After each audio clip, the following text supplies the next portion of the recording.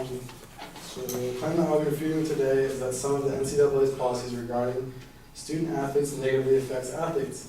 The advocate's secondary claims are that the NCAA's financial policies negatively affect financial improvement for student athletes. The NCAA's policies regulate media involvement, and last, the NCAA's drug policies negatively affect student athletes. My response to this claim is that the NCAA's policies are positively affecting athletes and are supporting athletes in their student life.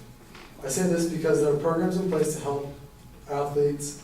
Most of them are help student athletes. Most of the money made by the NCAA is given back to the schools and athletes. And this being said, athletes should not be allowed to have media involvement for profit because they are students first, then athletes.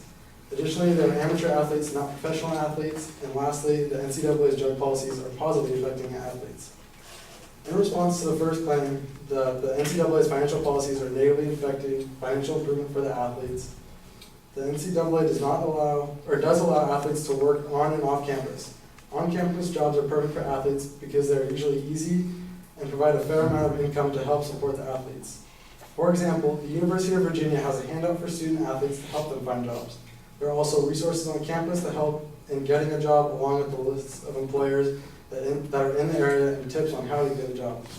According to the AmericanStudentAssistance.org, among all 2007-2008 bachelor's recipients, 62% of athletes of a public four-year institution borrow money, 72% of a private nonprofit four-year school borrow money, and 96% of students at a private for-profit institution borrow money, compared to the claim that 86% of student athletes live in poverty.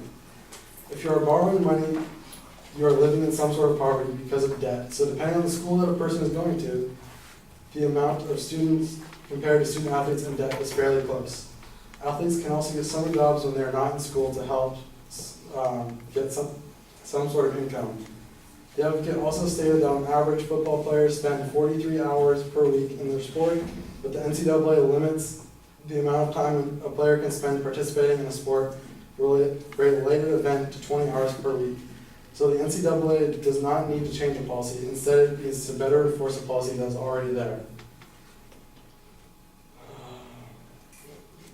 According to NCAA compliance on Notre Dame's website, outside the playing season academic year in football, a student athlete must be given 9 designated weeks of discretionary time in which there is no required or recommended activities between January 1st and the beginning of voluntary summer conditioning in June. Athletes are going to be busy during the season, but afterwards they have at least 9 weeks to focus on school and getting any grades they need back up or getting a temporary job to help make at least a little bit of money. The advocate also claimed that policies that disallow salaries to athletes is unfair. The NCAA made $871.6 million in 2011-2012. That money was divided up as follows. 60% alone goes to Division I schools. $120 million is earmarked for grant aid and $60 million for student assistance. $22.4 million for academic support programs for athletes. $180.5 million to members that participate in the Division I men's basketball tournament. $8 million for grants. $111 million for scholarships given out by schools, $55 million based on the number of varsity sports each school sponsors, and $40 million for special assistance and student athlete opportunity funds. All of this is only for Division I schools. There are still Division II and Division III schools that get money. According to the NCAA, it is spending about 4% of its entire budget on administrative expenses and staff salaries. The other 96% is returned to its member schools. So there's not money left over to pay for athletes with the current budget.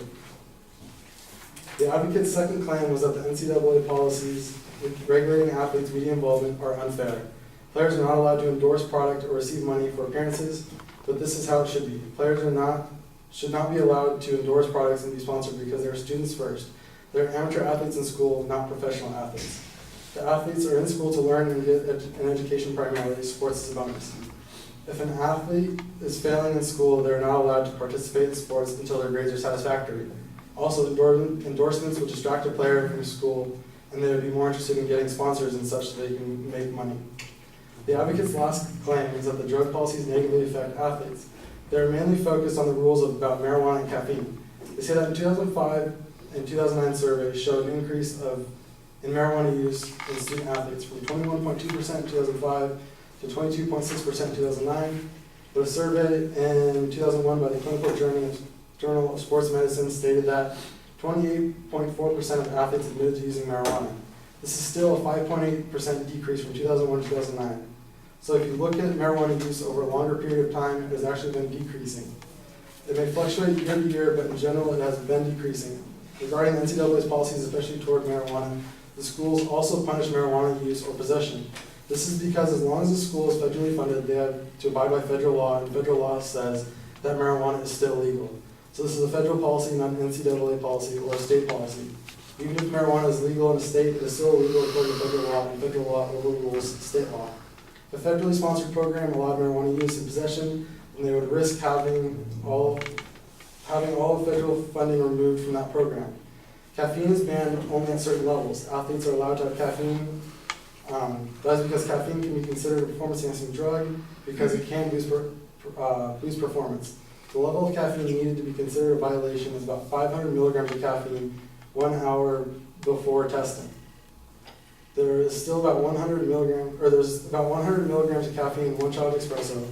So in order for a person to violate the drug policy with caffeine, they'd have to consume about 5 shots of espresso 1 hour before testing. Caffeine can also dehydrate and cause restless sleep. This amount of caffeine is considered a health risk to a person. The NCAA is trying to protect the athletes from hurting themselves.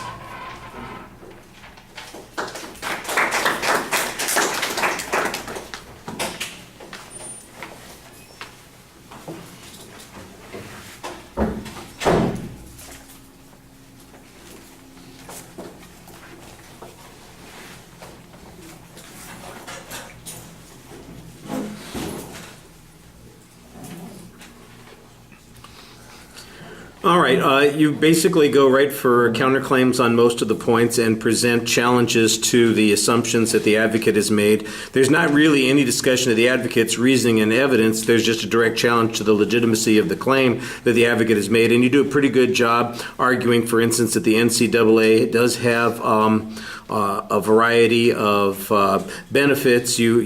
I thought you did a very good comparison on the amount of money that people would have to borrow, comparing athletes to people at a variety of kinds of institutions. I thought your information there was really solid.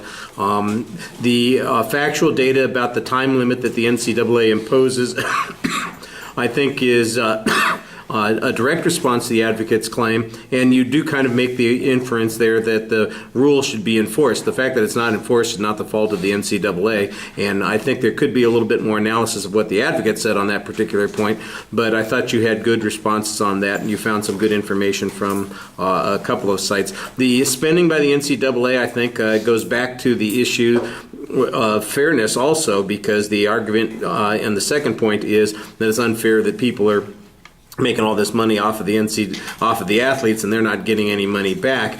And I think you want to apply this argument to the fairness argument as well, suggesting that the vast majority of the funds actually do flow back to the institutions, in particular to the athletes. I don't know how many of the programs you mentioned specified, $55 million for giving scholarships to athletes and X amount for extra tutoring for athletes, and there were just a whole bunch of those kinds of things that you picked out. The fairness issue, remember, that's a value claim. I think that's one of those things that you miss in your analysis. The marijuana caffeine claim, that takes up a little bit of time, but you got through it pretty quickly. It was 6.5 minutes, so it's a little bit over time. All right, thank you.